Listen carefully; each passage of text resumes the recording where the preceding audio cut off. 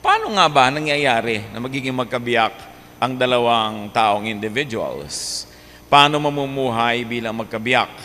At yan po ang ating sisikaping buksan, halongkatin, halughugin at unawain. Husband-wife, love-hate, heaven-hell. Why oh why, inay? Bakit nga ba ganyan ang buhay ng mag-asawa? What could be wrong every now and then with being husband and wife? At ano ang dapat nating pagsikapan para yan ay maiwasang paulit-ulit? Ama naming Diyos, salamat sapagkat kayo ang nagbubuklod sa aming lahat, magkakapatid, mag-asawa, magkakaibigan. Kayo ang common denominator namin. Patuloy niyo po kami, Panginoong, hubugin para yung magandang kalooban niyo maganap sa buhay namin. Sa pagtitipong ito, sa sandaling ito, pakalinisin niyo po kami. Patawarin niyo kami sa aming mga pagkukulang, mga kasalanan namin na inyong hugasan ng dugo ng iyong anak na si Jesus. Nais naming lumapit sa inyo, Panginoon, na malinis. Hindi dahil kaya naming linisin ang sarili namin, kundi dahil alam namin, Panginoon, sa pagpapatawad niyo kami, nagiging buo muli, nalilinis kami ng dugo ng iyong anak na si Jesus. We take that forgiveness, O God, as we seek your blessing, as we ask you to be our speaker. Kayo po ang mangaral. Turuan niyo kami, buksan niyo aming isip para lumawak ang pag-unawa namin at yung mas paganda ng pagandang buhay magaganap sa buhay naming lahat, lalo sa mga mag-asawang narito ngayon. Panginoon, mangusap kayong may kapangyarihan. Love us, continue to make us enjoy your love. Protect us from all harm, even our loved ones who are not with us right now. May your peace reign in our hearts and may your wisdom be our light right now. Father, we thank you in the name of your Son, Jesus. Amen. What's wrong with the idea of a better half?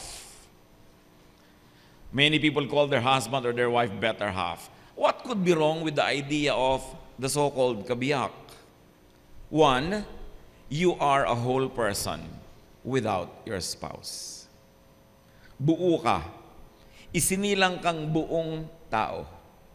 1 Thessalonians 5:23, may your whole spirit, soul, and body be kept blameless at the coming of our Lord Jesus. So inisa-isa na dito yung talagang kompletong rekado ng isang tao, body, soul, and spirit. At ikaw yun. You are whole even before you met your spouse. Genesis 2:7, then the Lord God formed a man from the dust of the ground and breathed into his nostrils the breath of life, and the man became a living being. So buhay ka na, living being, noon pa man. Your spirit, body, and soul from God make you a complete person. Para isipin mong kalahati ka lang at hindi ka nabubuo hanggang hindi ka nagkakaroon ng kabiyak is an illusion. It's a lie. 1 Corinthians 15:45, as it is written, the first man, the first Adam became a living being, the last Adam, a life-giving spirit. So si Adan pa lang, buo na siya noon. At yung pangalawa daw Adan, yung huling Adan, si Jesus, siya naman yung nagbigay nung spiritong nawala. Dahil itong si Adan at si Eva at lahat tayo ay naligaw, nagkasala. So life and life-giving spirit, galing sa Diyos Ama at galing sa Diyos Anak. So the dead in spirit will live again and will have life again in Christ. So what do you do as an important step in spicing up your married life and in appreciating your spouse? First, rediscover your wholeness in Christ. In Christ's life-giving power and the so-called living water. Matatandaan ninyo, meron noong babae sa may balon na nakatagpo ng Panginoon. At matapos ang kanilang mahabang usapan, sabi ni Lord, kung kilala mo lang kung sinong kaharap mo ngayon, hihingi ka sana at ang ibibigay ko sa iyo yung living water. The life-giving water. At hindi ka na mauuhaw pa kailanman. Alam natin na hindi H2O o talagang literal water ang tinutukoy ng Panginoon. Sabi niya, itong tubig na ibibigay ko, magbubukal mula sa iyong kalooban. Hindi ka na kailangan pumunta sa mga balon, pumunta sa mga poso, humanap ng kung saan-saang source. Kasi sa iyo mismong kalooban magmumula ito. At hindi ka lang mapupuno, aapaw ka pa. So, one of the ministries of the Lord Jesus is to give satisfaction and wholeness from within. Galing sa loob, hindi galing sa labas. Hindi galing sa ibang tao, hindi galing sa mga bagay-bagay, galing mismo sa loob. Kaya magiging malaya ka. Hindi ka nakasandal, nakapulupot, nakaasa sa iba. So be full of and overflow with your whole self. Then you will be fully whole. Then you will be able to now accept a partner and minister to a partner because you yourself are whole. Maraming partnerships doesn't work dahil yung mga tao, hindi nila nare-realize na whole sila. Ang tingin nila sa sarili nila, kulang, at ang pampuno nila yung partner. So may tungkuling kang punuin ako kasi kulang ako. Ang nangyayari tuloy, lagi lang nabibigo dahil hindi na nang nagaganap. So, want a partner to have someone to give to, not to have someone to take from. Pagka nabuhay ka sa illusion na, I want to have a husband or a wife to complete me. Ibig sabihin, kailangan ko ng tao para ko siya kunan at ako'y punuin. At pag pumasok ka sa marriage, sa gano'n ng expectation, wala akong pera, kailangan kong magkaroon ng asawa na maraming pera o kumikita ng malaki. So nag-asawa ka para may magbigay sa'yo. Lumaki akong hindi minamahal ng mga magulang ko, kailangan maghanap ako ng magme-make up for that loss. Kailangan may magmahal sa akin. Lugi ako noon, ang hirap-hirap ko, kawawa ako, api-api. Kailangan ngayong may tumangkilik sa akin. Papasok ang tao sa pag-aasawa na ang inaasahan makahuthot mula sa kapwa at mapuno ang sarili niya, kaya you are, what? Designing destruction for yourself. It is not good for a man to be alone, sabi ni Lord. Ibig sabihin, one of the many beautiful meanings, it's not good for a man who is whole, who is full of love, to be alone with no one to give it to. Hindi ibig sabihin that this man is lonely, kailangan may magpasaya sa kanya. This man is insufficient, kailangan may pumuno sa kanya. But because Adam was whole and full, sayang naman kung wala siyang mahalin. Sayang naman kung walang maging object yung kanyang perfect creation. Hindi yung sayang naman walang source of love. So bigyan. Jesus is the Spirit, the living water, flowing from within. Sa Kanya tayo kukuha ng kulang. Sa Kanya tayo kukuha ng love, ng understanding, ng support, ng kaliwanagan, ng pagmamahal, na walang patakarang pagtanggap. Kay Jesus yun. Pag hinanap mo yun sa iba, mabibigo ka. Kaya maraming mag-asawa, bigo. Sabi niya, yung ine-expect ko, hindi nangyari. Diba? Akala mo magiging inspirasyon ang buhay mo, yung palalagim pagkatapos ng mga 3 buwan. Kaya, kasi pumapasok ng hindi naiintindihan ang sarili, hindi naiintindihan kung bakit siya nag-aasawa. What is a lie? What is an illusion? What are the demons that plague our lives? Yung I am incomplete, therefore you complete me. I am a missing rib, find me. Or, I have a missing rib, where are you? Sabi daw nila, a man doesn't find completion until he finds his missing rib. That's hogwash. Drama. Dahil talaga ba, pag nagkaroon ka talaga ng asawa, magkakaroon ka ng completion? Ang dami-dami naghihiwalay, nagkakagalit, o kaya pinagtitiisan na lang yung kasal nila, alang-alang sa mga bata. So, yung expectation mo na pupunuin ka ng ibang tao must be corrected. Cast out your demons so you could be whole, healthy, and autonomous. Sa Mark 16:9, Jesus had forced 7 demons out of Mary Magdalene. Maaari ang literal reading nito, talagang mga 7 demonyo pinalayas, masamang espiritu lumayas ka sa kanyang katawan. Pwede yon. Pero meron ding pwedeng malalim na reading yan. Demons that plague the life of this woman. Attitude, emotional wounds, illusions, expectations, search for completion, trying to look for it from other people and other things. At nung natanggap siya ng Panginoon, siya'y minahal, naturuan, na-realize niyang ang Panginoon ang kailangan niya, napalayas yung mga demonyo sa buhay niya. At dahil doon siya'y sumaya at hindi na humiwalay sa Panginoon, sumama na katulad ng napakarami mga followers. Because sabi nga ng Panginoon doon sa babae sa balon, the living water will come from within. In marriage, you are the other half, not of a person, but of a partnership. Kabiyak ka pa rin. Pero hindi nung tao. Kasi buo siyang tao.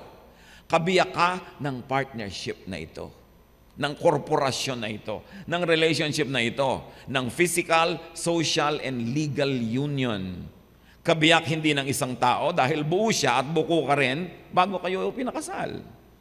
Kabiyak kundi isang partnership, layunin. Kabiyak ka ng adhikain, kaibiyak ka ng isang entity, isang goal. Pareho kayo ng goal, pareho kayo ng gustong marating, pareho kayo ng gustong mangyari sa inyong mga buhay. Kaya napakaganda pa ng isang tawag sa mag-asawa, kaisang dibdib. Dibdib being a symbol of the puso, layunin, mithiin, gustuhing mangyari sa buhay. Kaya kayo magkaisang dibdib, magkabiyak kayo sa pangarap, magkabiyak kayo sa mga layunin at gustuhin sa buhay, magkabiyak kayo sa ministry, sa paglilingkod sa Diyos. Yun ang magkabiyak. Dalawang taong parehong buo, nagsasama, nagiging other half of a goal, of an entity, of a partnership that is meant to be exclusive. Matthew 19:5-6. A man will leave his father and mother and be united to his wife, and the two will become one flesh.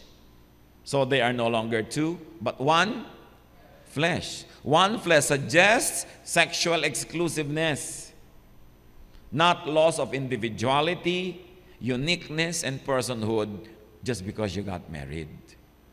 It's about partnership in enterprise, sealed by a commitment to sexual union and sexual exclusiveness.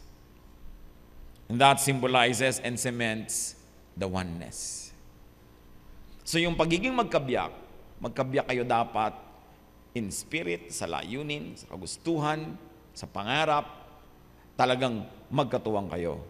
Pero hindi pwedeng kabiyak siya ng personality ko, yung wala sa akin ilalagay niya. Insecure ako, kailangan mapasecure niya ako. Magagalitin ako, kailangan nandiyan siya para may mapagalitan ako. Di ba? Yung maiinitin ng ulo ko, kailangan may pagbuntunan ako niyan at siyang uunawa sa akin. Yun yung wrong meaning ng kabiyak. Kasi gamitan yun. Kulang ako, punuin mo ako. Tapos, ang dami kong sobra ng ugali ko, kulang ka, itatambak ko sa'yo para mapuno ka at ako ang pumuno sa'yo. Therefore, hindi ka puno, pupunuin kita ng sarili ko. Tuwing gusto nyong baguhin ang inyong partner, ang presumption nyo, kulang siya, ako sobra sa mga magaganda ko mga qualities, itatambak ko sa kanya para siya mapuno. Gusto ko laging maayos ang kama, malinis na malinis, siya magusot, mali siya, kailangan maging maayos din siya, ililipat ko sa kanya yung ugali ko, kailangan siya maging buo, ako ang bubuo sa kanya. You see, ang tao nagiging parang filling the blanks. Ayaw niya ng ganitong pagkain, kailangan itong kainin niya kasi itong gusto ko. Mali kasi yung gusto niya, yung gusto ko tama. Ayaw niyang manood ng ganitong pelikula, kailangan samahan niya ako. Kasi ito naman talaga maganda, wala siyang choice, at saka wala siyang taste. So, ginajudge mo ang iyong partner kasi hindi mo siya tinitingnan na buo. Naghahanap ka ng mga sa tingin mo, cracks, spaces, at doon mo isasaksak yung sarili mo para siya maging kamukha mo. That is not oneness. That is not marriage. That's the best way para kayo magkainisan at maghiwalay. You cannot and should not find completion through another person. Kahit asawa mo yon, kahit magulang mo yon, kasi nilikha ka ng Diyos buo. Paghanap ka ng hanap sa iba, parang sinabi mong kulang ka. Kaya maraming mga babae, sabi nila, pagka lumaki na hindi mahal ng tatay, o wala yung tatay lagi, ang nagiging mga nobyo, mga mukhang tatay. Mga parang tatay, naghahanap doon ng tatay figure. Sa palagay nyo ba, napapabuti yung mga ganitong babae? Di ba't palipat-lipat sa ilan ng tatay, ilang papa, ilang daddy, kulang pa rin? Bakit? Hinahanap niya yung wala sa kanya sa ibang tao. Samantalang nasa loob niya yon, at ang ministry ng Panginoon, gisingin ka, yugyugin kang sabihin, hindi ka kulang. It's a lie. Nandito ako, pwede kitang punuin, sa akin ka lang umasa, mapupuno ka. Yung paghanap-hanap ng mga nawala sa aking buhay, kailangan hanapin ko sa partner, nabibigo lang naman yon. Ang nagiging ending, papalit-palit, palipat-lipat. Katulad ng woman at the well. Nung sinabi niya sa Panginoon, ibigay niyo nga po sa akin yung tubig na yan para hindi na ako mauhaw muli. Ano sabi ni Lord? Tawagin mo ang asawa mo. Miss pa po ako. Sabi niya, wala po ako asawa. At sabi ni Lord, tama. Kasi yung 5 lalaki nagdaan sa buhay mo, hindi mo naman asawa eh. At yung isang nasa bahay mo ngayon, hindi mo rin asawa. Tama ka, wala kang asawa. Bakit inungkat ng Panginoon yon? Hindi siya para ipahiya. Ang gusto na pala ng babae, yung water na hindi nauubos, gustong ipakita ng Panginoon, akala mo nasa lalaki ang buhay mo lagi ka nakapulupot, nakasandal. Kaya tamo, ubos din ang ubos? Hindi yan. Gusto mo talaga ng living water, alamin mo muna na hindi mo makukuha yan sa iba. Sa akin lang. Kaya inungkat. Hindi pwedeng hanapin mo ang kabuuan mo sa iba. Why not?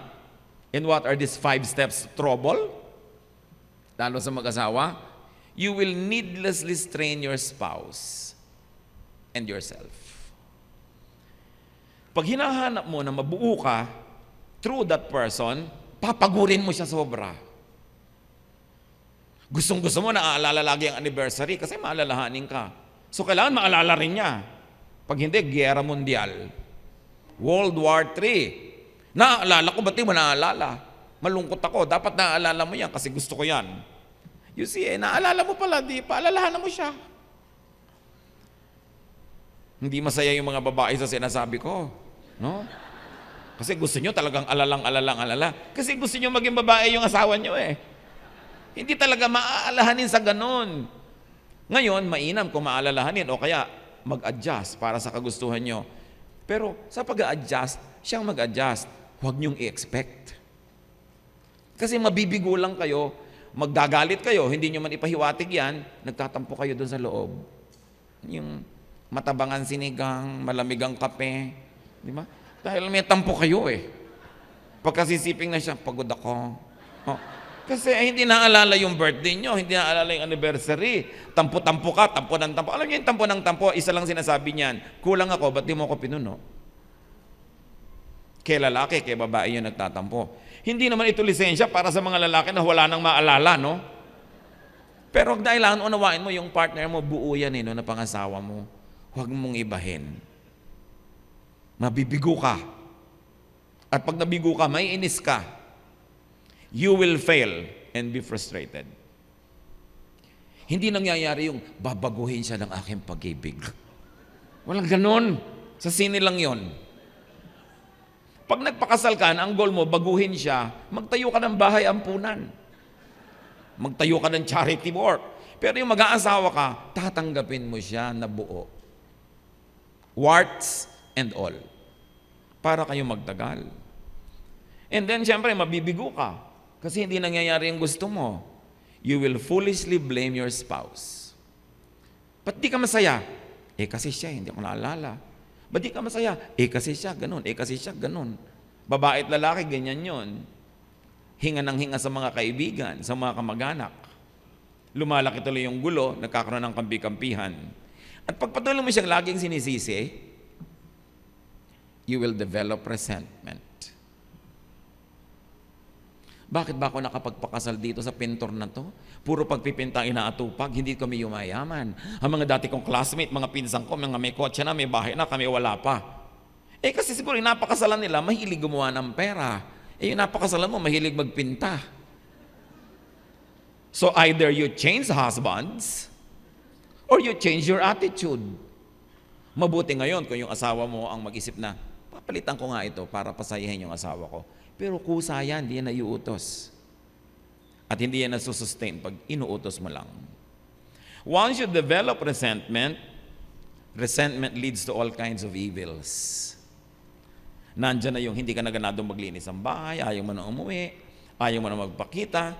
Nandyan na yung nagyayabang yung asawa mo sa harap ng mga kaibigan, nakasimangot ka gano'n. Yabang niyan, di totoo. Yung gano'n. Yung mga babaeng nakasimangot habang nagyayabang yung lalaki, bitin lang yon. So totoo lang. Kasi pag masaya yon, sa umaga talaga tipit-tipitin.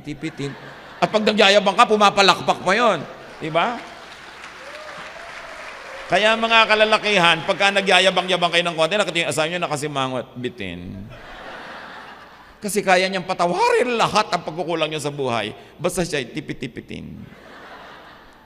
Now, how to be a good half of the partnership?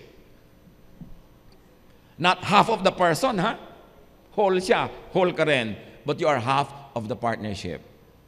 Be a good one whole yourself. Kailangan muna you are at peace with yourself because you cannot give what you do not have. Most of the time, you are not able to give to your partner because you don't really have what it takes. Dahil ang dami mo pang issue sa buhay. No? Ang dami mo pang angst. Ang dami mo pang mga multo na dapat palayasin sa buhay mo. Kaya tuloy ang napapalayas mo yung asawa mo. Kasi nalilito ka na kung sino talaga yung bida at kontrabida dyan. Know that you are and you can be whole without your spouse.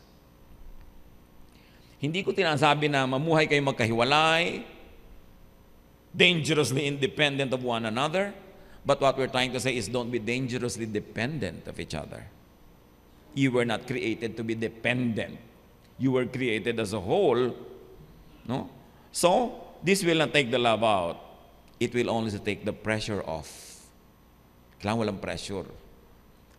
Isa pa na mission ni Lord, sabi niya, come to me all of you who are tired and heavy laden, I'll give you rest. Dapat restful ang samahan nyo. Hindi struggle. Hindi laging tension and stress. But if you have very high expectations of each other, life will be a performance. It will not be restful. Then people will find rest elsewhere. Dapat kasi payapa, tahimik. And it comes with unconditional acceptance. Develop your wholeness. Psalm 139:14. I praise you because of the wonderful way you created me. Everything you do is marvelous. Of this I have no doubt. Ano sabi? Ang ganda-ganda ng pagkakagawa niyo sa akin. At hindi yun yabang pagkilala sa pagiging tama ng Diyos sa paglikha. So, you are wonderful. But that's not only the story. No? That's only one half of it. You know the other half? Your spouse is wonderful too. Kasi nilikha din siya ng Diyos. Ngayon, pag lagi niyong gustong baguhin, ibahin, maging kamukha niyo ugali, kamukha niyo style, kamukha niyo yung standard, hindi kayo nawa-wonderfulan. Sasabihin niyo, kulang ka, tularan mo ko, maging katulad kita, para maging buo ka. Yun ang yabang. Acceptance. Na mahanap mo na yung spouse mo, iba sa'yo, pero wonderful. At kung ang tagal-tagal nyo na magkasama, hindi mo pa nakikitang wonderful siya, kalugin mong utak mo para ka magising. Dahil sabi sa Bible, everybody is wonderful. Pag yung asawa mo pa, hindi mo nakakitaan nun, lugi ka, lugi siya. Kawawa naman kayo. Tapos lalo kung hinahanap mo yung kapintasan, gulo. Ang hanapin mo yung wonder. Yung salamat na lang di kita kamuka. Kung aaminin nyo naman, ang dami nyo masasabang ugali, di ba? Lahat tayo. Bakit gusto nyo maging kamukha nyo yung asawa nyo? Salamat, iba siya. And celebrate that difference, that variety, instead of complain about it and try to make him or her a clone of yourself. James 1:4, let steadfastness have its full effect, that you may be perfect and complete, lacking in nothing. That perfection and completeness comes from God, who is God of variety. God is not a God of sameness. No two people are the same. Kung mapapakasalan mo, kamukha mo lang, i-duplicate mo lang yon, hindi mo kailangan. Kailangan mo talaga iba. Mula ngayon, mga kapatid, kung meron kayong pagkakaiba na naiinis kayo o nagiging source ng stress, turuan yung sarili nyong appreciatein yun. Pag tiningnan nyo, binuksan nyo yung mata nyo, ipapakita sa inyo ng Panginoon that your spouse is really wonderfully made. And then, madadagdagan yung amor mo, madadagdagan yung excitement mo, hindi yung stress. Sasaya kayo lahat. So, contribute to the partnership as a whole person. Remember, a whole person, not a demanding one half. Always insisting, I want nobody but you. I want nobody but you. yun, kulang ako, I want nobody but you. Naiinip ako, patawanin mo ako, nalulungkot ako, pasayahin mo ako. You know, you. Ikaw lang ang gusto ko. You know, dapat kay Lord kinakanta yan, I want nobody but you. Tapos mapupuno ka you will be ready to minister and you will be open to the ministration of your partner. Huwag niyo sa kanya iasa lahat ang inyong isasaya. At huwag niyo sa kanya isisi lahat ang ikinalulungkot niyo sa buhay. No? Huwag niyo sisisihin. Do not depend on your spouse for wholeness. Depend on God and what God gives you. Philippians 4:13, I can do everything through Him who gives me strength. So who gives strength? The Lord. Huwag niyong kunin yung strength from another person. Bagan pa paminsan-minsan, nagkaka-inspirasyon tayo. Pero nakalilimutan natin, ang Diyos ang pinagmumula ng strength. Siya ang pinagmumula ng lakas ng loob. At pag yan, dinibdib mo, hindi naman nawawala ang Diyos kahit kailan, di ka mauubusan ng strength. But when you say, I want you, you feel my need, you answer my questions, you be there for me. Kahit gustuhin ng tao, hindi niya lagi magagawa yon kasi he is limited by time and space. Kaya kailangan, habang nakikipagmahalan ka, meron ka ring buo na konsepto ng sarili na buo yun kahit wala siya. Hindi para hindi mo siya kailanganin, kundi para huwag mo siyang laging inag. Para lumuwag ang mundo niyong dalawa at mas maganda yung climate of your romance. Therefore, do not be addicted to your spouse. Do not be addicted to your spouse for wholeness, for satisfaction. Do not depend on him or her for fixes. Addiction is not the way.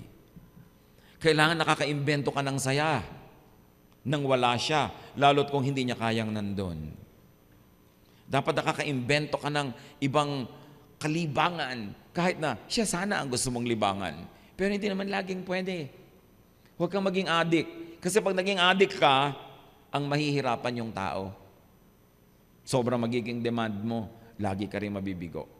What causes addiction to another person? What causes addiction to romance, to partnership? When you think that another person or romance or partnership seems to offer an answer to grave feelings of fear, need, and lack and incompleteness. Yung parang kailangan ako kumpleto lang ako pag nandyan siya. Maa-addict ka. Ang problema sa addiction, high ka ngayon, low ka mamaya. Kasi andyan lang yung pleasure habang nandyan yung agent of pleasure. Paano kung wala na? Di, kailangan mo na ng ibang fixes. Kailangan mo na ng mga ibang pampahay sa buhay. Kaya iba, naiinip. Bakit ka nagkakasino, misis?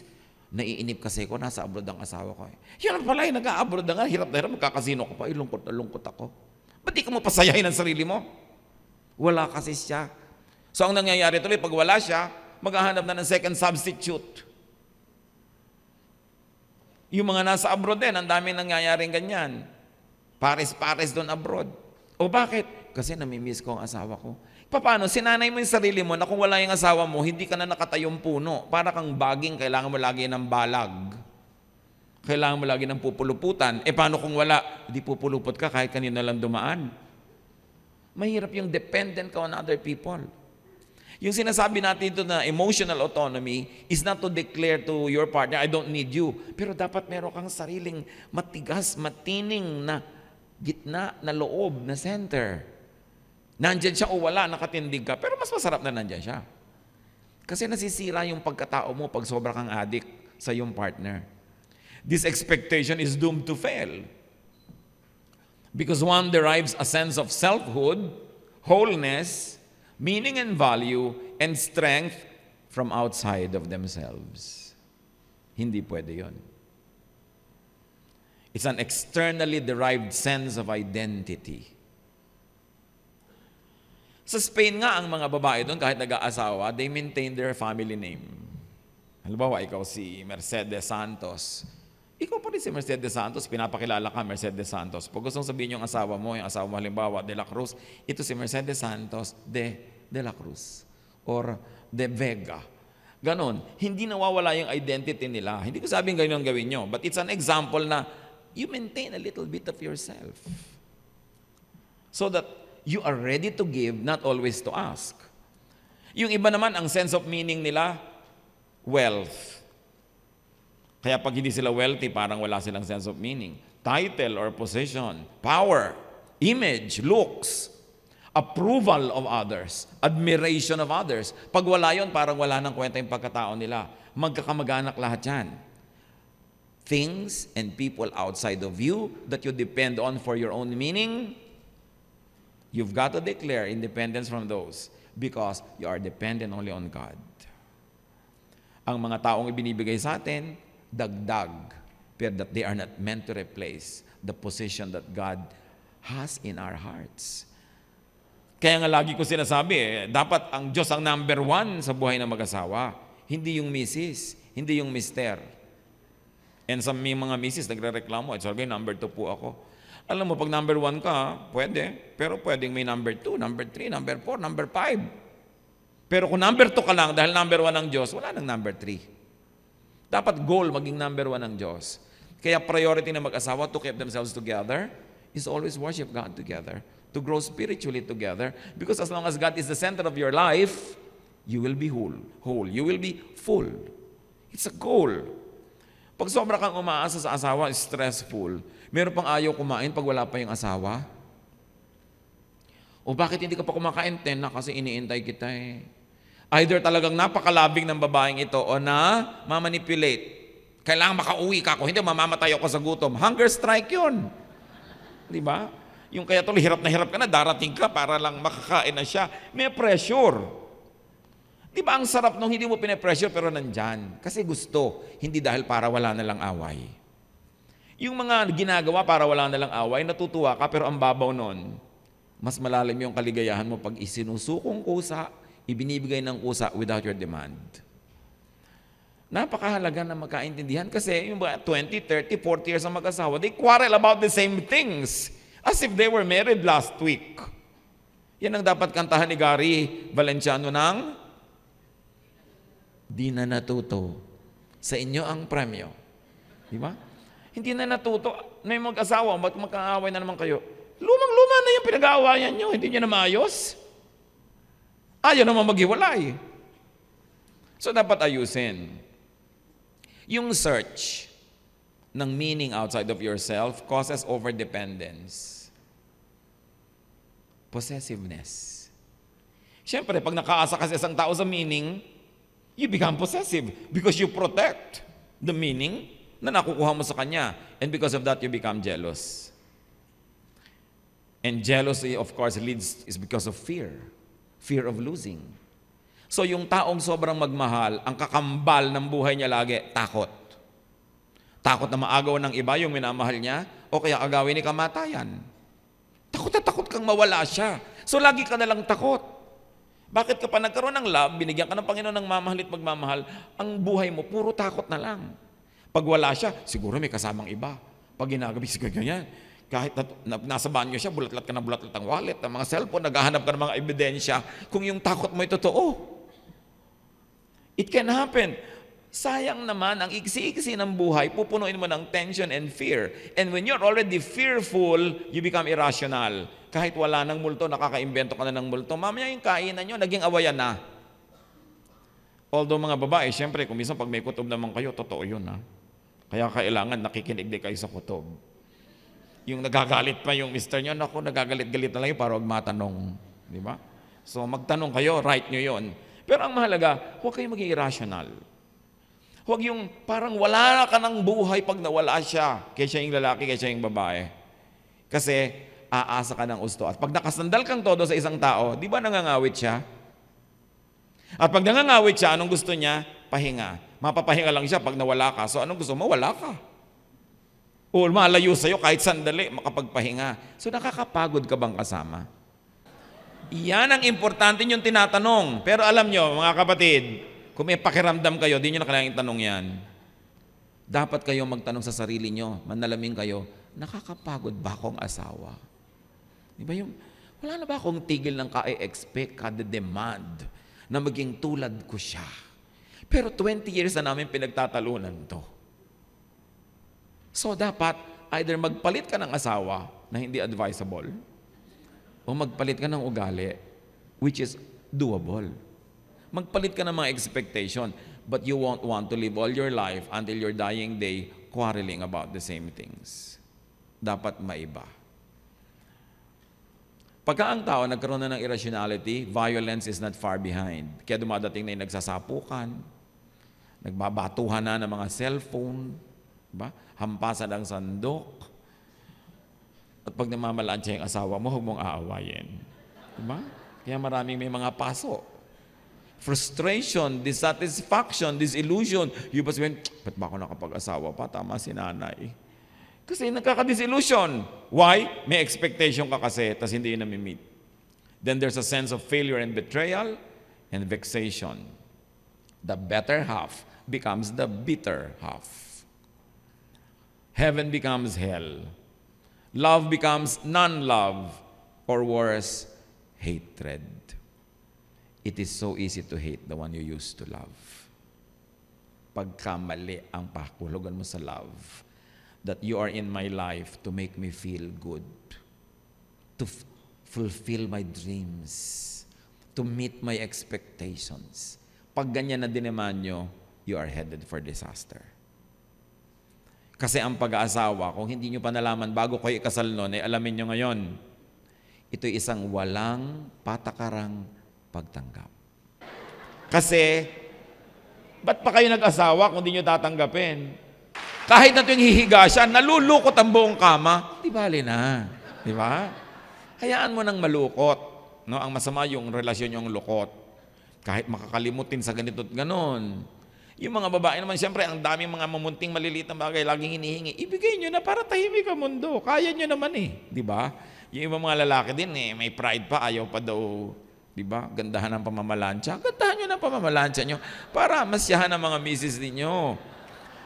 Yung iba, akala mo noon, babawasan ang pagkalalaki pag binagbibigyan yung asawa. No, mas nagbibigay kayo, mas tumitimbang yung kahulugan na kayo talaga yung padre de pamilya. But don't be over-dependent. Dependence brings about addiction. And the cycle will just keep repeating. What are the deeper reasons for addiction? At ito, addiction sa tao, addiction sa bagay, addiction sa drugs, sa mga bisyo. People become addicts because they derive their identity from a bruised, wounded, deprived past, from a nagging need and want. Nagiging addict ang mga tao pag meron silang victim mentality. I was a victim. Marami kong kulang nung araw, kailangan punuin mo yan ngayon. Then, maa-addict ka doon sa nagbibigay sa iyo nung pleasure na yon. At pag na-addict ka na, sasakalin mo na siya, dadaganan mo na, pipilitin mo na, pupuluputan mo na hanggang kumulagpo siya dahil na sasakal na siya. Kaya it doesn't work eh. This state is a living present hell that people need to be saved from. You are not your past. You are your present. So huwag nyo nang dalin sa today lahat ng mga hinagpis, lungkot, galit nyo sa mundo nung araw. Kasi ang tendency, ang gagantihan nyo, yung katabi nyo. Yung kapartner nyo, na walang kamuang-muang sa mga nangyari sa inyo nung araw, tapos siyang gagantihan. No. Kaya ang itinuturo sa atin ng Biblia, forgive. Lahat ng mga atraso sa inang nakaraan, patawarin mo na. Huwag mo nang bitbitin hanggang ngayon, kasi pag ang dami mong dala, yung asawa mo, mapipilitan kang tuwangan at tulungan, pati siya mapapagod. Dapat bitawan yung mga emotional baggage. Yung mga galit mo nung araw sa nanay mo, sa tiya mo, sa stepfather mo, stepmother mo, sa kapitbahay niyong masungit, sa tita mong nangungurot, lahat yan, huwag mong iganti sa iyong asawa. And don't say, I'm a victim, I'm a patient, you have to be the nurse. Kasi sobrang demand yun. Kaya kasama ng wholesome na pagsasama, forget the past. Forgive everybody in the past. Clean slate. Then magaan ang dugo mo, magaan ang buhay mo, magaan kang kasama. Gaganda ang inyong relasyon. Yung iba naman, kaya ganyan ang ugali. Sabihin, kasi nung araw, ganito yan eh. Lagi na lang ba yun? Minsan lang nangyari sa inyong buhay nung araw yun. Habang buhay nyo na bang uungkat-ungkatin, aalalahanin, parang nagre-replay, then ang effect pa ulit-ulit. At ito nga yung lugi dyan eh. Yung asawa nyo na pagbubuntonan ng lahat. Hindi naman siyang gumawa. So, forget the past. Forgive people. And also, don't think too much about the future. Utos din niya ni Lord, ha? So, don't be anxious about tomorrow. Tomorrow will be anxious for itself. The day's trouble will have its own solutions. The blessings for today is enough for the needs of today. Kaya marami rin mag-asawa nag-aaway kasi laging concern yung isa about the future. Oh, wala pa tayong savings, wala pa tayong ganun, wala pa tayong... Kailangan mo na ba ngayon? Hindi pa. Huwag ka mong awayan ngayon. Hindi pa pala kailangan eh. Ang totoo, kung nabubuhay tayo mga kapatid sa yung today, ayan, ngayon, anong oras na? Tingnan nyo, anong oras, anong minuto? Ano pa talagang problema nyo? Wala naman, di ba? Dumadami yung problema pag iniisip yung nakaraan, naaalala nyo yung mga galit nyo, o kaya yung future, naiisip nyo yung mga fears ninyo, mga worries. Paano kaya tayo mamamatay? May savings ba tayo? Paano pag nagkasakit tayo? Alam niyo sabi ni Lord, tomorrow will be anxious for itself. Bakit? Kasi bawat problema may kasamang solusyon. Bawat north may south, bawat west may east, bawat up may down, bawat cold may hot, lahat may kakambal. So ano kakambal ng problem? Solution. Pag walang solution, hindi problem. Tanggapin nyo. Hindi problem yan. Huwag yung solvent kasi wala palang solution. Pero pag problem, may solution. Ito ngayon, yung problem nyo bukas palalabas yung kakambal na solusyon. Hindi ngayon. Kasi wala pa siya eh. Pero pag fast forward nyo yung problem bukas, iniisip nyo ngayon, hindi nyo naman makita yung kakambal na solution. That's why you worry. Kaya ang tanong ko, may problema ba kayo ngayon? Paano kaya ako mamamatay? Saan ako ililibing? Patay ka na ba? Hindi. Sigurado pag namatay ka, may maglilibing sa'yo. Huwag mong problemahin yon. Di ba? Mangyayari at mangyayari yon. Bakit ko ito inuungkat? Maraming away ng asawa tungkol sa future. Paano ihuhulugan natin next month? Next month na ba? Hindi ko sinasabi huwag kayong magplan o magtrabaho. Because if you do your today well, tomorrow will take care of itself. Just do your work well now. Just live well now. Huwag mo fast forward yung mga problema, tinatambak mo sa asawa mo. Meron pa, pag nag-asawa ko, namatay ako, mag-aasawa uli. Pati ba naman yung sinasakop nyo pa? Hihilahin kong paa mo pagka nag-asawa ka. Sasama ako sa honeymoon. You know? Pagka ganun kayo, anong inaasam nyo na katahimikan sa buhay na ito? Live for today. Do it well, tomorrow will take care of itself. And not only that, God will be there tomorrow. So, huwag nyo nang pag-aawayan at uungkatin yung tapos na. Tapos ito, so hindi nyo na pag-aawayan yung nakaraan, di ba? Ha? Promise? Huwag nyo rin pag-aawayan yung future dahil wala pa. So ngayon, tatanungin ko kayo, right now, while you're seated together, meron ba kayong problema? So wala kayo dapat pag-aawayan. Bukas, marirepeat yung today. Kasi yung bukas lang ang haharapin nyo pag nandun na yung bukas. Kakalimutan nyo rin yung ngayon. Kakalimutan nyo sa makalawa pa. Yun ang tatahimik ang buhay. Yun ang sabi ni Lord, no? Salvation. Salvation from the past. Salvation from the oppression of the future. Live for today. That's why the Lord says, today is what is important. Pag kayo nabuhay for today, ang daming mawawalang bigat sa inyong buhay. At bakit nyo dapat alisin? Kasi habang hindi nyo inaalis, dinadagan nyo rin naman sa partner nyo yon, hindi nyo rin sosolohin. Kaya gumugulo ang buhay.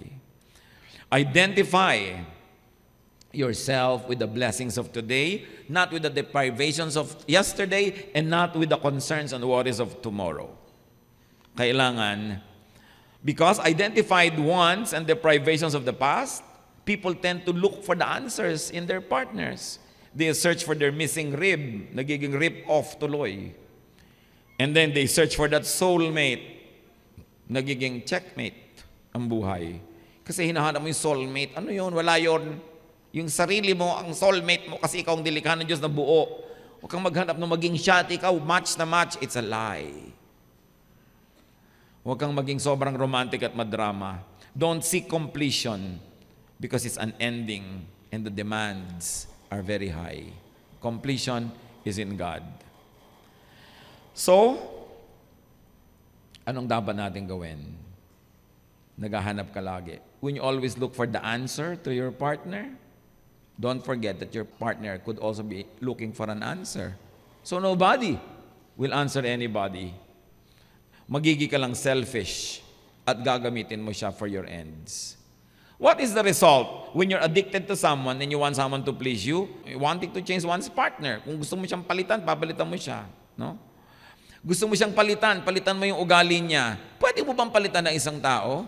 Anong sabi ni Karen Carpenter? If what you want isn't natural for me, I won't pretend to keep you. What I am, I have to be. The picture of perfection is only in your mind. For all your expectations, love can never be designed. We either take each other for everything we are, or leave the life we've made behind and make another start. You've got Tingnan nyo ang asawa nyo habang kinakanta nyo. me for what I am, for simply being me. Don't love me for wanting to intend to hope that I will be. And if you're only using me to feed your fantasy, you're really not enough. So let me go. I must be free. Oh, di ba? May threat. Veiled threat yan. Kung ginagamit mo lang ako, fantasy mo lang ang pinapasaya mo, wag na lang. So, walang patakarang pagtanggap. Everything or nothing. Hindi pwedeng tailor-made. Love can never be designed. So, either you change one's partner, or many people look for many part-time partners, or they keep changing partners, like the woman at the well. So, tanggapin. Kahit naman palitan mo, yung makukuha mo uli, hindi na naman yun ang perfect ideal mo, wala ka lang tigil. Hanggang butot balat ka na, tinaago ka na ng kamatayan, naghahanap ka pa, Facebook ka pa ng Facebook, I'm single. Diba? Yung nakakalat ka pa sa lahat ng bar, may tungkod ka na. So, kailangan, yan na yan. Kung ano binigay na sa inyo ng Lord, yan na. Diba? Yan na yan. Sabihin mo, ikaw na talaga. Dapat.